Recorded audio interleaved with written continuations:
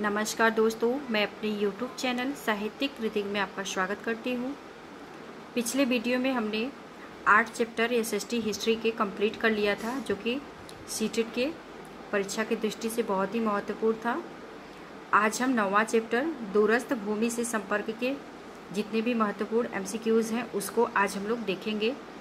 और अगर आप चैनल पे नए हैं तो चैनल को सब्सक्राइब ज़रूर करें, ताकि वीडियो में जब भी अपलोड करूं उसका नोटिफिकेशन आप सबको मिलता रहे।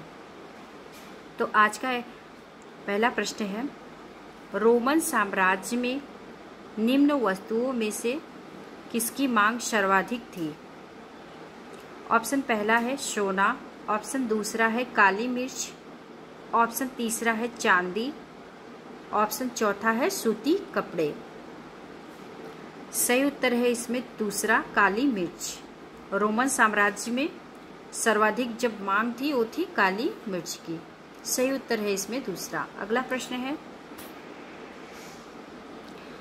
निम्न कथनों पर विचार कीजिए।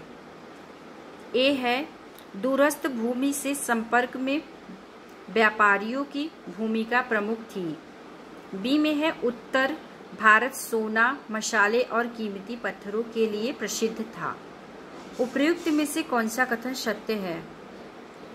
ऑप्शन पहले में है केवल ए, ऑप्शन दूसरे में है केवल बी, और ऑप्शन तीसरे में है केवल ए और बी दोनों, ऑप्शन चौथे में है न तो ए न तो बी। सही उत्तर है इसमें पहला, केवल ए। अगला प्रश्न है, मोवेनदार के संदर्भ में निम्न में से कौन सा कथन सत्य है? पहला इसमें है, संगम कविताओं में इसकी चर्चा मिलती है। दूसरा है, यह एक तमिल शब्द है। तीसरा है, इसका अर्थ 3 मुखिया होता है। चौथा है, उपर्युक्त में से सभी। सही उत्तर है इसमें चौथा, उपर्युक्त में से सभी। अगला प्रश्न है, निम्न कथन पर विचार कीजिए। ए में है, चोल, चेर तथा पांड्य 2300 वर्ष पहले दक्षिण भारत में काफी शक्तिशाली माने जाते थे। बी में है, दक्षिण भारत में पांड्यों की राजधानी कावेरी पट्टिनम थी। उपर्युक्त में से कौन सा कथन सत्य है? ऑप्शन पहला है केवल ए, ऑप्शन दूसरा है केवल बी, और ऑप्शन तीसरा है ए और बी दोनों, ऑप्शन चौथा है न तो ए न तो बी। सही उत्तर है इसमें चौथा, न तो ए है और न तो बी। अगला प्रश्न है, निम्न कथनों पर विचार कीजिए। ए में है, मोवेनदार के लगभग 500 वर्ष के बाद पश्चिम भारत में सातवाहन नामक राजवंश का प्रभाव बढ़ गया था। बी में है, सातवाहनों का सबसे प्रमुख राजा राजा राज प्रथम था। उपर्युक्त कथनों में से कौन सा कथन सत्य है? ऑप्शन पहले में है केवल ए, ऑप्शन दूसरे में है केवल बी, और ऑप्शन तीसरे में है ए और बी दोनों, ऑप्शन चौथे में है न तो ए न तो बी। सही उत्तर है इसमें चौथा, न तो ए है और न तो बी। अगला प्रश्न है, रेशम के संदर्भ में निम्न में से कौन सा कथन सत्य है?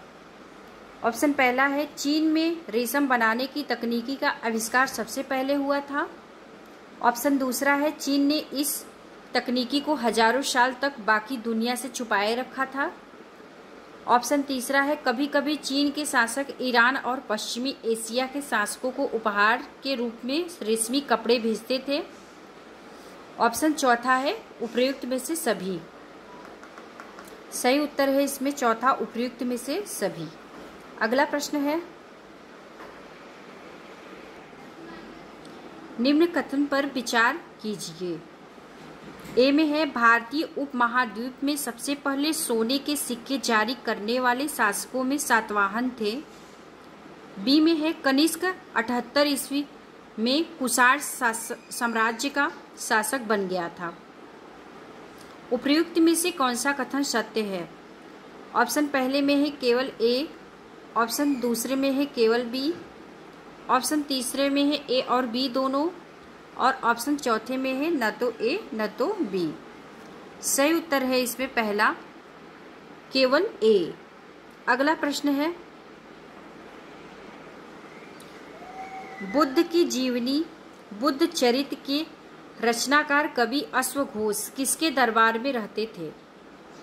ऑप्शन पहला है चंद्रगुप्त के, दूसरा ऑप्शन है कनिष्क के, तीसरा ऑप्शन है अशोक के, चौथा है बिंदुसार के। सही उत्तर है इसमें दूसरा, कनिष्क के दरबार में।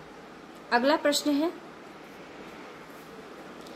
निम्न कथनों पर विचार कीजिए।